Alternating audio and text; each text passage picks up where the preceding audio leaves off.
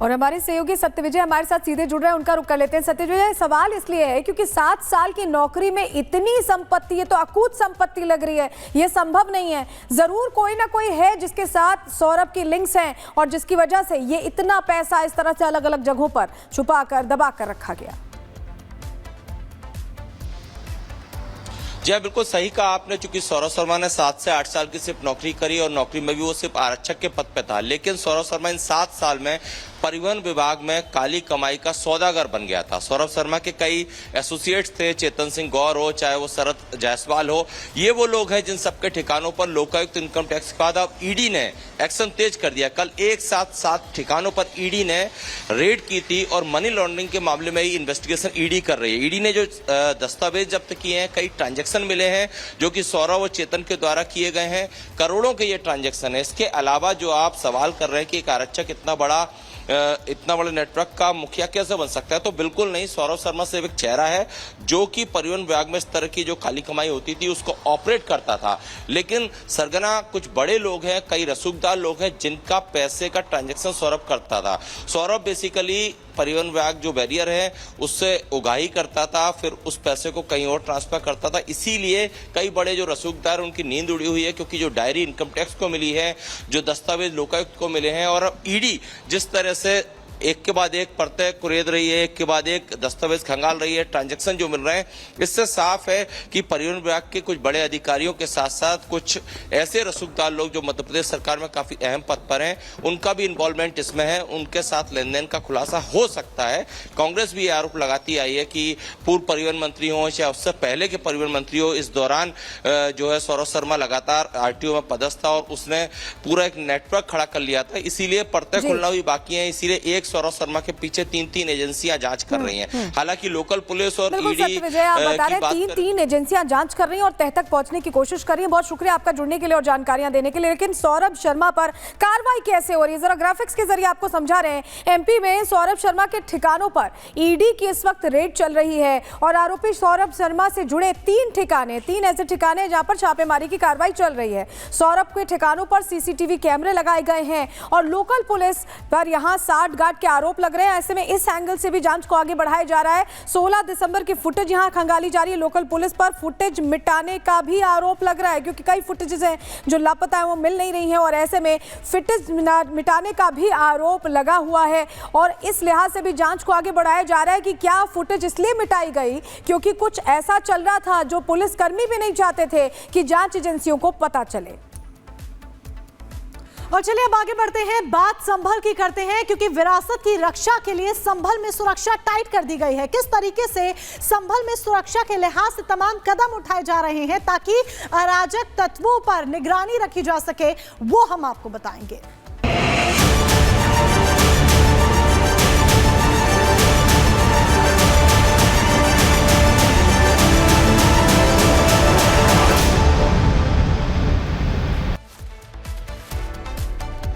देखिए, संभल लगातार सुर्खियों में बना हुआ है और इस बीच अब जिस जामा मस्जिद को लेकर विवाद खड़ा हुआ है, जिसे हरिहर मंदिर कहा जा रहा है, जिसके सर्वे के दौरान पत्थरबाजी हुई थी, वहीं ठीक सामने एक चौकी का निर्माण किया जा रहा है। पूजन भी हो चुका है और अब निर्माण कार्य चौकी का शुरू हो चुका है। ये तस्वीरें आपको दिखा रहे हैं। पहले पूजा की गई है उस भूमि की जहां पर ये चौकी का निर्माण होगा और इसके बाद अब निर्माण कार्य शुरू हो गया। हमारे सहयोगी जतिन की रिपोर्ट इसी से जुड़ी आपको दिखा रहे हैं।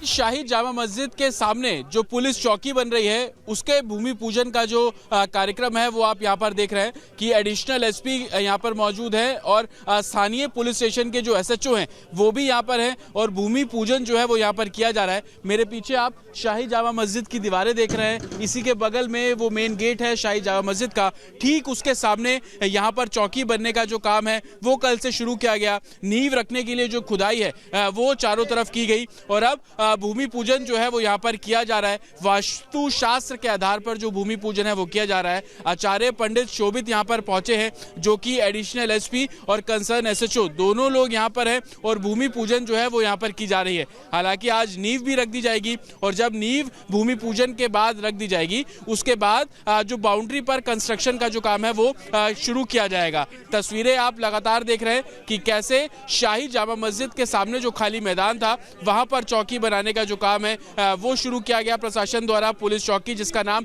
सत्यव्रत रखा जाएगा और अब भूमि पूजन यहाँ पर किया जा रहा है और भूमि पूजन मंत्रोच्चारण के बाद जो नींव रखने का काम है वो किया जाएगा और उसके बाद तमाम जो बाउंड्री पर ईंटों के जरिए जो एक बाउंड्री क्रिएट की जाती है वो क्रिएट की जाएगी। विजय आकाश तस्वीरें दिखाएंगे तो आप देखेंगे ईंटें भी अब यहाँ पर पहुंची है, ट्रैक्टर से उन ईंटों को यहाँ पर उतारा जा रहा है और सबसे पहले काम होगा कि इसकी बाउंड्री पुलिस चौकी की बनाई जाए और उसके बाद जो इंटरनल स्ट्रक्चर है वो यहाँ पर क्रिएट किया जाएगा। सत्यव्रत चौकी का नाम जो है वो रहने वाला है और तस्वीरें हम लगातार आपको दिखा रहे हैं कि कैसे भूमि पूजन एडिशनल एसपी खुद यहाँ पर मौजूद है, एसएचओ कंसर्न पुलिस स्टेशन के यहाँ पर मौजूद है, आचार्य शोभित यहाँ पर आपको नजर आ रहे हैं और वही भूमि पूजन जो है वो यहाँ पर करवा रहे हैं। सबसे पहले आप देखेंगे कि श्री यहाँ पर लिखा गया, स्वास्तिक यहाँ पर बनाया गया और उसके बाद जब पूजा अर्चना एडिशनल एसपी से करवाई गई और उसके बाद अब नींव रखने का जो काम है वो संभवतः यहाँ पर किया जा रहा है। आप देखेंगे कि जो पुलिस चौकी बन रही है उसकी नींव खुद एडिशनल एसपी जो संभल के हैं वो यहाँ पर रख रहे हैं। सीमेंट आपको नीचे लगाते हुए वो आपको साफ तौर पर नजर आ जाएंगे और इसी जो सीमेंट वो लगा रहे हैं इसी के ऊपर जो नींव है वो रख दी जाएगी, जो ईंट है वो रख दी जाएगी और उसके बाद से ही जो ईंट से कंस्ट्रक्शन करने का जो कार्य है वो किया जाएगा। आप देखिए कि किस तरीके से पूजा अर्चना की गई, ईंट को कपड़े में लपेटा गया है जिसको हम गमछा भी बोलते हैं और उसके बाद अब नींव रखने का जो काम है वो एडिशनल एसपी के हाथों से यहाँ पर करवाया जा रहा है। तस्वीरें आपको लगातार हम यहाँ पर दिखा रहे हैं कि कैसे थाने को बनाने के लिए, पुलिस चौकी बनाने के लिए जो नींव है वो एडिशनल एसपी के जरिए जो है वो यहाँ पर रखवाई जा रही है और आप ये जो कंसर्न एसएचओ हैं उनके भी जरिए जो है वो नींव यहाँ पर रखवाई जा रही है क्योंकि पुलिस चौकी जो है वो यहाँ पर बननी है और उसी को देखते हुए पहले भूमि पूजन किया गया और उसके बाद अब जो नींव यहाँ पर रखी जा रही है उसको भी विधिवत मंत्रोच्चारण के साथ जो पूरा एक तरीके से प्रोसेस है वो पूरा किया जा रहा है। आप देखेंगे कि पहले मंत्रोच्चारण किया गया, सीमेंट नीचे लगाया गया और उसके बाद तिलक लगी हुई जो ईंट है वो यहाँ पर रखी गई है और जितनी भी नींव यहाँ पर रखी जा रही है प्रॉपर उसकी पूजा हल्दी रखकर, कुमकुम लगाकर जो एक तरीके से एक प्रक्रिया होती है उस प्रक्रिया का पालन जो है वो यहाँ पर किया जा रहा है। तस्वीरें लगातार हम आपको दिखा रहे हैं कि कैसे भूमि पूजा के लिए आचार्य पंडित को यहाँ पर बुलाया गया, उसके बाद एडिशनल एसपी यहाँ पर हैं जो पूजा में खुद शामिल हैं और एसएचओ यहाँ पर हैं जो पूजा में खुद शामिल हैं। एडिशनल एसपी संभल के जरिए ही एक तरीके से जो पूजा यहाँ पर की जा रही है, भूमि पूजन यहाँ पर की जा रही है और तमाम यहाँ पर अब चौकी बनाने का जो एक प्रोसेस है, ईंटों के जरिए जो बाउंड्री बनाने का काम है वो यहाँ पर किया जाएगा। तो कहीं ना कहीं लोगों की सुरक्षा के लिए, लोगों में कानून व्यवस्था बरकरार रखने के लिए 24 नवंबर को हुई हिंसा के बाद से यहाँ पर पुलिस बल भी तैनात रहता है और उसी बीच अब यहाँ पर पुलिस चौकी बनेगी तो हर पहलू पर इस चौकी का महत्व रहेगा और साथ ही आने वाले दिनों में जो कुछ संभल में रहने वाला है उस संभल को देखते हुए भी ये चौकी महत्वपूर्ण रोल अदा करेगी और यही कारण है कि नींव अब यहाँ पर पूरे मंत्रोच्चारण के साथ आचार्य पंडित के जरिए यहाँ पर रखवाई गई है। एडिशनल एसपी खुद नींव यहाँ पर रख रहे हैं और उसके बाद चौकी बनाने का जो पूरा काम है वो यहाँ पर किया जाएगा।